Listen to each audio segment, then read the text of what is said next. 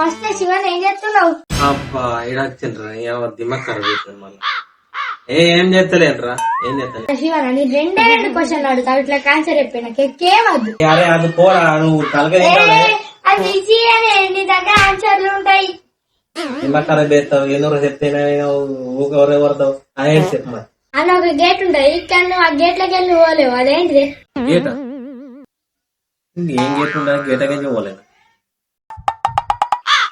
ఏం గేట్ రాదు అసలు, గేటకి పోలేమా?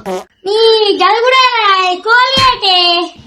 అరే ఎందుకు వస్తావు నా దిమాగ్ ఖరాబ్ చేస్తాను. ఎప్పుడు వస్తా ఏదో ఒక క్వశ్చన్ అంటే నా దిమాగ్ ఖరాబ్ చేస్తాను. నువ్వు చక్కగా ఇంటికి పోనాడు. అది ఈజీ ఉంటాయి, సింపుల్ కోసం నాకు తెలిసి నువ్వు చెప్తావే. ఏం క్వశ్చన్ రా దిమాగ్ ఖరాబ్ అవుతుంది, చెప్పు మరి. అది ఏం క్వశ్చన్? అది నువ్వు చెప్తావే, అది ఈజీ అనే. అరే నువ్వు మళ్ళా దిమాగ్ ఖరాబ్ అయ్యాకు చక్కగా ఇడికెళ్ళి పో. నువ్వు చెప్తావే, అది ఈజీ క్వశ్చన్. ఇగో నా దగ్గర ఒక కారు ఉంది, దాని పేరు ఏం పేరు చెప్పు.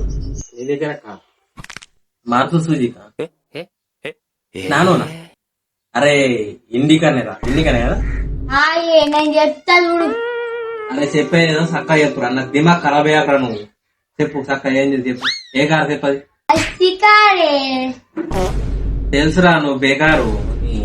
దెబ్బడిపోయి